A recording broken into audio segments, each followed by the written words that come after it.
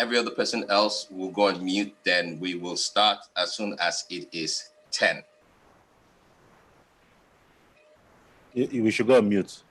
Then I say everybody else who is not on the panel, lack of a better word, will be on mute, and then we will start at 10 when Yinka joins. In 1 minute.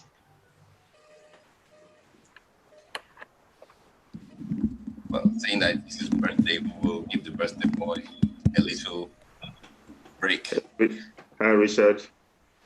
Richard. Hi. Hi, Richard. Hello. Hello. Hello. How you doing? Hello.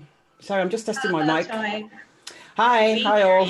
Yes, I'm nice good. to see you all. Hi. So, good morning. How you Good doing? morning. I'm good, thank you. Sorry, I was getting my face ready. So it's nice to see you all. So you're not like Yinka who wakes up like this. I mean, I wake up like this. Oh, all right. Right. Let's talk after this so I can get some. Yes. On Richard, so I was just saying to Stanley and to Solomon that this is called Table45, a viewpoint. Now, and what this is about is to have friends get together and then start to discuss issues that relate to us as Christians, looking at it also as how do we also practicalize the things that we see from the Word of God. I said earlier on to those before you joined that while we had Jesus, walking around on the earth, one of the things we see Jesus do a great deal was hope and have meals and have parties. And then with that one, he will start and open up discussions. And so what Table45 is basically that. And today we have 5 panelists, Segun Lawal, Usara Essien, Tonyo Nobo, and Yinka Aworeto. Yeah, and every other person will basically will be muted or quiet. And then we will go about talking on what today's topic is. So we're just waiting for one more person who is meant to be joining. He's one of our panelists also.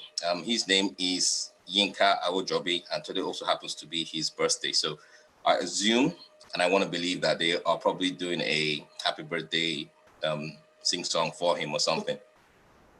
As it is, so probably that's why he's late, but he's, I would say, punctual. Okay. Right. So before we go, the starter is for us to begin to ponder. And today's topic is quite interesting. It's one that I don't think we have finished.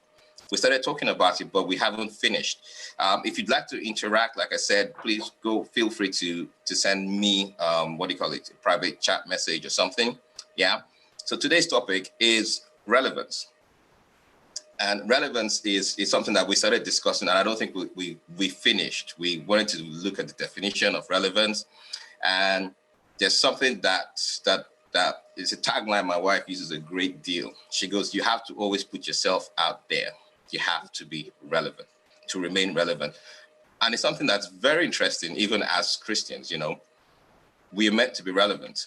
So I brought Segun, I brought Toyin, I brought Usoro, and then Yinka, so that we would start to discuss what relevance is and how do we, as Christians, remain relevant, as a church, remain relevant. Yeah, so that is our starter. Okay, so who is going to be placing the menu? Who's going to be starting the ordering? Yeah, well, the last time we talked about this during the week, we didn't intend to get into a 2-hour discussion. Obviously, we can't repeat that today. But we just couldn't stop talking about this. And we were dissecting it from every angle possible. What does relevance mean? If you try and contribute your quota to society, you may feel very confident that what I have is my gift, what I have is my passion, but it may not be what is needed at that time. And so we got into this discussion of, what relevance is. And like you said, I don't think it's something that we can exhaust. Perhaps it can never be exhausted. But hopefully we've given it some time to think about it, to think about immediate relevance when it comes to this generation that we're in, what people tend to be gravitating towards. We even discussed a couple of things here and there as regards media, as regards outreach, as regards the present situation in the world with the COVID crisis, as it's called. And we still didn't come to any conclusions. Am I the only one that thought that, or I missed the last part of our gist? No, I'm not sure. Accurate. I thought we were coming to discuss it properly today. yes. Yeah, good. So I wasn't the only one. Good, yeah. So we're discussing it properly today. What does that mean? What does it mean to be relevant?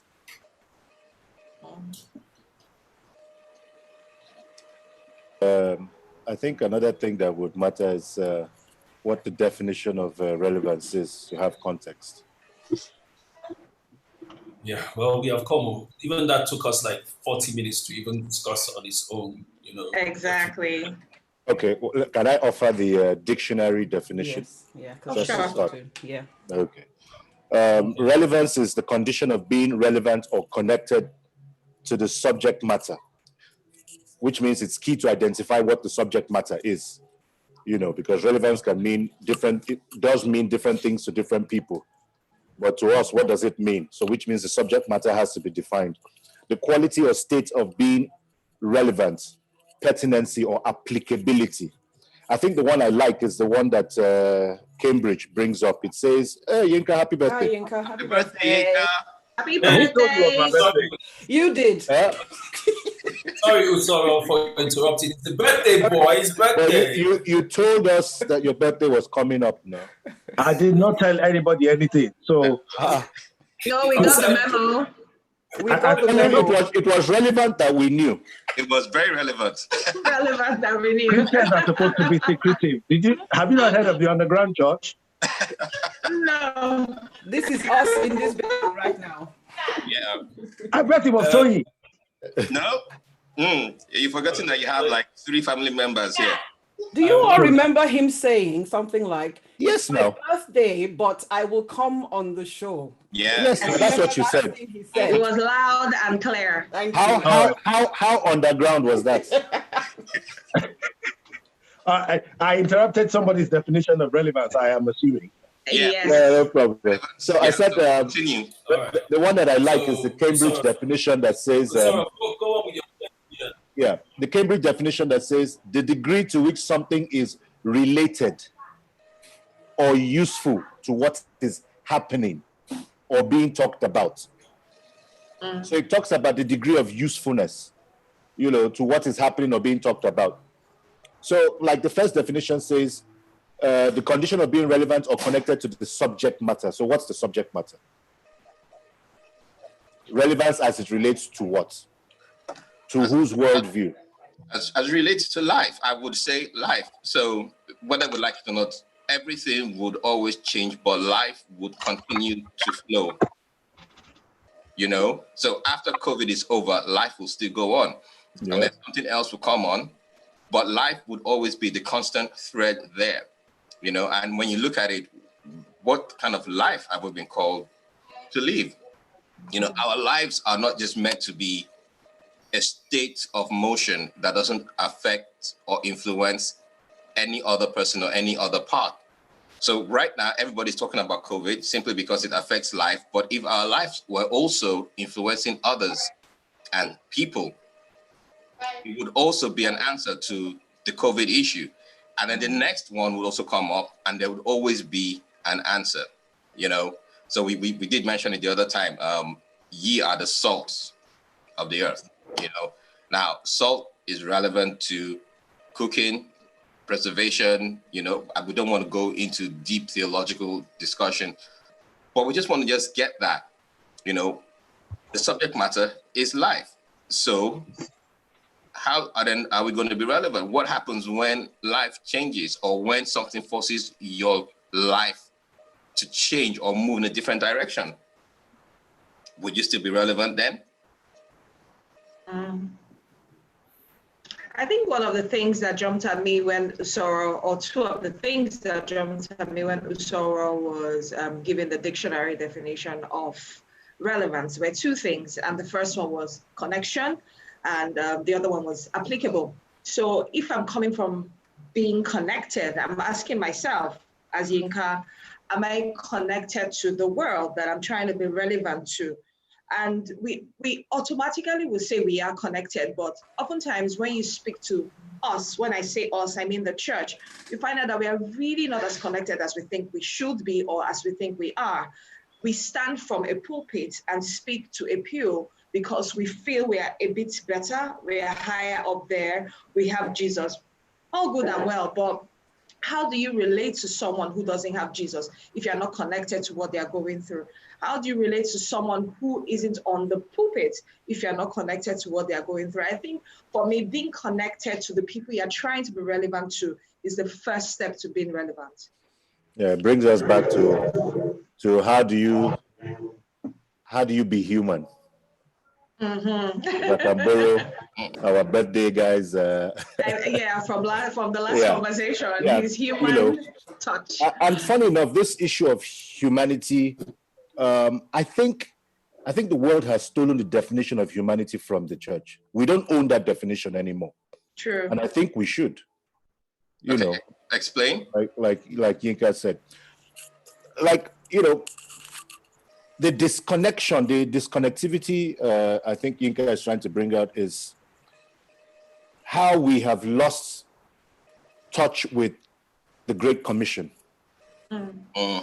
Because if we have to speak about relevance, if we have to speak about saltiness, it is in the way we influence our world for Christ. And that is what Christ came to restore, that humanity. I think it was, if we talk about the first Adam and then the second Adam, then it means we're talking about a restoration of that which was, And if we look at the life Christ lived, he lived for that restoration. He came for that restoration, which is humanity. So if there's a disconnect, as I'm getting you, between how the church acts and in its relation to the world, about its saltiness, then it's about our humanity. It's about our Christ-likeness. I think the merging of the two is one. One of the risks we run here, one of the risks I feel we run is we're always skating on very thin ice if we want to make announcements on behalf of the entire church. Because if I understand this correctly, the base question we're asking here is the church still relevant today, right? But you are the church. We're the church. We are the church. So we're not looking at it as the large, it's starting from the cell and then moving on to the organisms and onto the body. So even if we say the church, it's we as a people, as an individual. How are you still relevant to the world? There's something that I like there that I picked up, Yinka picked up, and I want us to look at that. And that is the connection, What are we connected to? So we are connected to the world, okay, but not fully.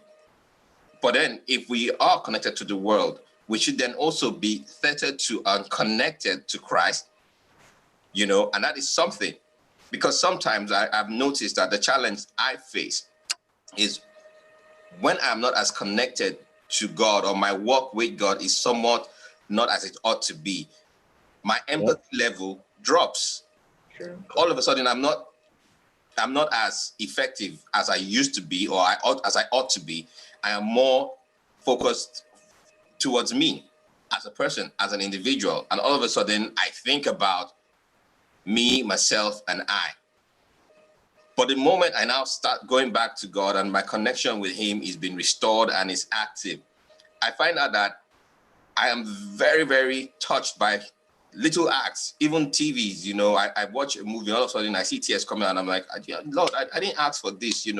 I feel the guy's pain. Is this what he meant for you to walk the earth? So that's something that I picked up from what Usoro said and what Yinka said. So even as a church, even as individuals, our connection, what is that like? And how relevant do we look at that? When we put it down as relevance, we don't even look at our connections, our connection to the world, our connections to Christ. So like you said, Yinka, we're not going to be speaking on behalf of the whole larger church, but we're looking at us as, if 2 or 3 gather in my name, there I am in their midst. You can't deny that. We can't say, well, we cannot, because we're not the church. You and I will make up the church. We'll make up an agreement. Yeah.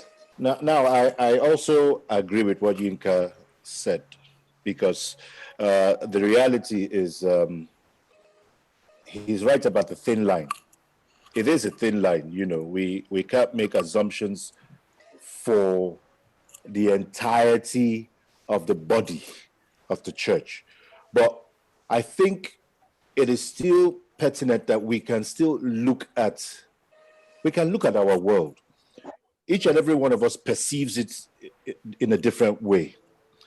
Each and every one of us has an ideal of what it should be. And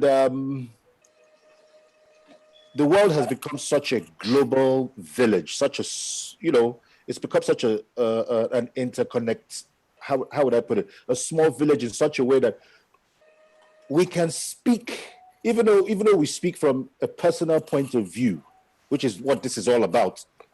We also speak from a global view because we interact with this global village. Do you get? Some of us can speak. Some of us can speak towards certain areas of our viewpoint simply because we interact with it. So while we run the risk of that thin line, yeah, go ahead, Segun.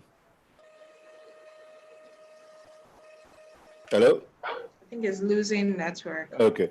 While we run the risk of that thin line, what we want to really state is that it's our view. So this is what I want to say, right? We keep saying the world, and it's 7 billion people. It's virtually almost impossible to be relevant to 7 billion people equally and at the same time, etc. The world is actually made up of worlds. There is an underground world. There is a media world. There is a human trafficking world. There is a religious world. There is a business world. And these worlds tend to operate in themselves, tend to overlap with other worlds. And the question really here is that as a Christian, as one who believes in all that I believe, first of all, I need to know where I can be relevant, how I can be relevant, my passion, my gift, in such a manner that relevance shows that I understand that world, but there is a way. And, during the week when we're talking about media and music, and Yinka was taking us to task to really break that down. What does media mean? And because you can go on and on and on. We say we want to be relevant to the world, and it sounds so utopian. God made a world, but he made Eden. And he said, Adam, be relevant to Eden, even though I give you the whole world. Now you can multiply, fill the earth, you can basically go anywhere you like, but I've given you an Eden. So I feel relevance, first and foremostly, recognizes, acknowledges, and takes care of your Eden. Now, I've been doing what I've been doing for 23 years in the area of dance and what have you, and I can see the impact that has had on the couple of thousand of young folks that have passed through us, because that's my Eden. I can say I'm relevant to that world. I may not necessarily be relevant to another world, but it doesn't mean that that world is less or more important. So therefore, relevance for me starts by identifying your Eden and taking care of it. Can I share a personal story here? Sure. I always find these Christian discussions very interesting.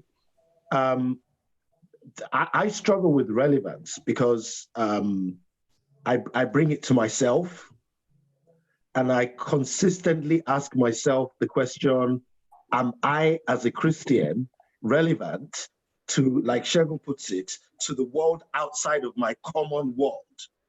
So if I live primarily in the Christian world, that's fine, because I have that basis. People understand my language. I can speak, broadly speaking, I can speak Christianese, and people will understand that.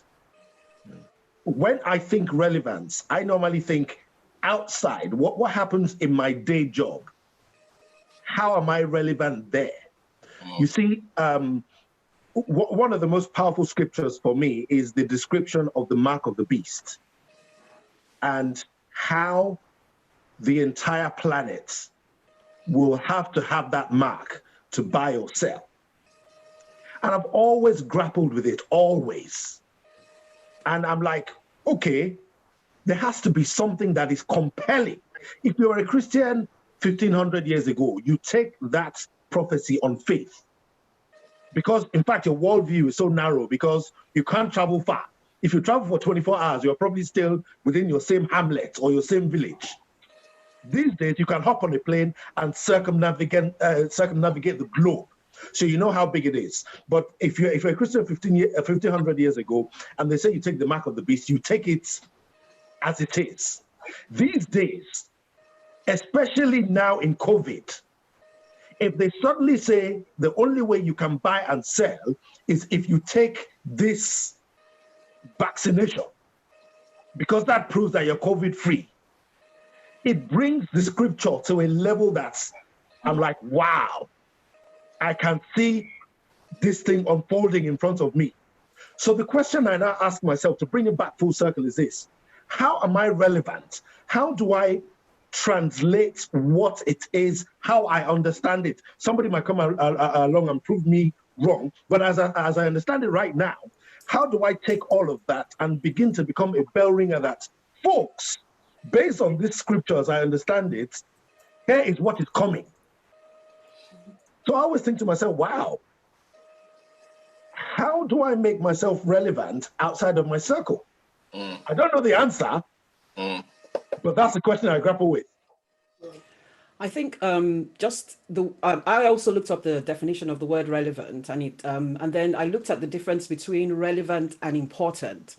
And if we go back to what Segun said earlier on, I may think that what I have is very important for everyone to be able to, to do life, so to speak, but actually it's not relevant to them. So the question for me then becomes, I watched a video just earlier on, and they were talking about how the church, that in the UK, for example, that the reason we have the NHS, for example, that if you look at the names of the hospitals, you can see the historic, the history of our nation in the UK, and where, just where the fact that Christianity was presenting the role of the church back in that day was people are sick. The church took on the mantle to go out there and heal the sick, because that was, one, the divine commission, but two, somebody talked about some kind of herd immunity type thing. I don't know, maybe it was just the spirit of him who raised Jesus from the dead, ensuring that everybody was able to go and do the job of healing the sick, because you can't be sick if you're healing the sick, that kind of thing. But that just got me thinking as well that, okay, now that the NHS has basically taken over that job in this country, then what is my job? And so my question, and Yinka Mood, the question I asked myself was, do I still have the ability to heal the sick that the NHS cannot provide? And the question is, of course I do. Of course I do. For example, if somebody comes to me, so those who don't know me, I have a couple of choirs, and my job in that choir is to make sure that anybody who comes to my choir practice must leave with, they must leave their burdens in choir practice. Now, the fact that they're going to go back home and probably experience some kind of thing like that again is not my job in that moment. My moment is to lighten their heart. Sorry, my job in that moment is to bring hope, is to make sure that every song we sing in choir practice, they can go home and sing that song, and the hope is resonating within them. And when they come home from choir practice, they can infect their families with the hope that they brought from choir practice. Now, that is my job, and that is how I choose to be relevant. So, but then I can't have choir practice on Zoom. I am having choir practice on Zoom, by the way, and it is not the same. But then I start to think, okay, in this world today, how then can I bring what I know I can bring? Because historically, I have seen that whether you're 10 or you're 80, if I come into your life, I can give you hope. Everybody needs hope.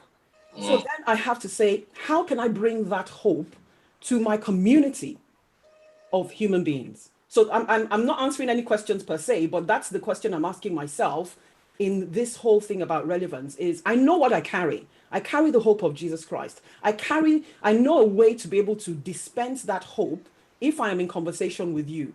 So I'm switched on to know that every time I talk to you, when you say to me, oh, I'm having this problem, it's not for me to sit down with you and say, oh yes, my auntie too had that same problem. In fact, I know 12 people down the road who also had the same problem. Oh dear, what do we do? Here's some tea and coffee and sympathy. No, my job is, okay, this person needs hope. How do I give you hope, even though your situation may seem hopeless? That is how I, how I've kind of interpreted that. That's very interesting to me. Very, very interesting. And just to throw in one more thing, of course, I went to primary school in Lagos, Nigeria, and it was CMS Grammar School, which, of course, we subsequently found out was Church Missionary Society. Yeah. And those are the things that really get me excited. That the relevance of the church is, and again, I'm not critical of the church, I'm a Christian, but the relevance of the church is tangible. It's education. Come send your children here. We will get them educated to give them a better life. Those are the things that inspire me about my faith and excite me about my faith. And I consistently have to ask myself, how can I be that? Like people have said, how can I be salt and light? How can I make Christianity the hope I have that is probably abstract?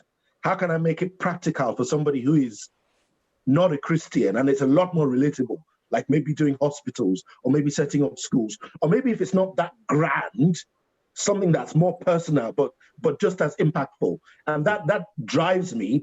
And again, like Tony says, I'm not sure if I have the answer to the question, but that is a driver for me. So something interesting that I think I've gathered from everybody here is understanding what you carry helps you to your root of being relevant.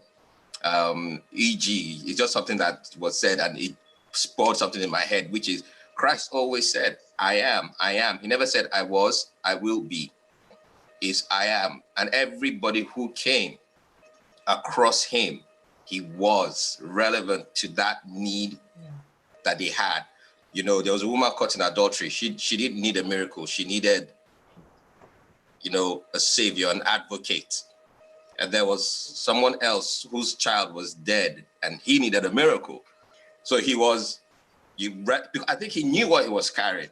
So I suppose the question, thank you for that, everyone, is do we then understand what we're carrying?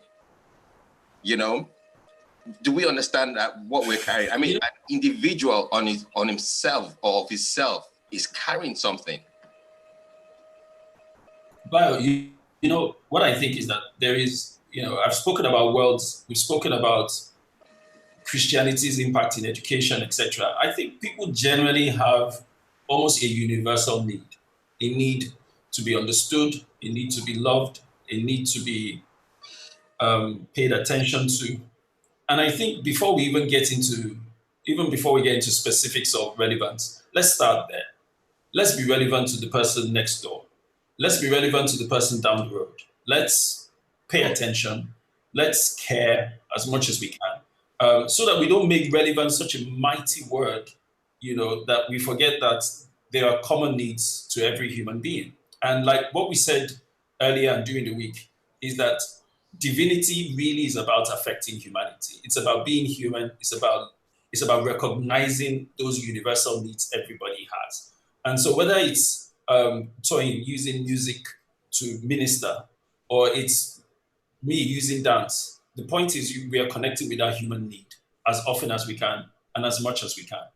And I think that is important. Of course, there are needs like education and healthcare, etc., where we must be felt as much as possible. But I think that universal need, as you mentioned, that Christ was constantly touching, regardless of who he was standing before, is something that we must consciously imbibe. I know we've only got a minute left, but can I leave with a bombshell? Go on, go for it. Here we go. Another one. Here we go. Here it comes. I think you'll all agree with this. I think, but let me know what you think. Is it me, or does there always seem to be a need for us as Christians to prove things, as opposed to being seed planters? If you take it to the question of relevance, does it matter? Does it matter that I feel I'm relevant, or is it more important for me to just go out there and deliver the message and let somebody else do the watering and let somebody else do the harvesting? Can I explore? I think we're a little too conscious about. Anyway, maybe we shouldn't get into this now. You said there's a minute left. We want to try and respect our time. But that's certainly something we should take up. You know, that's moving God thing. I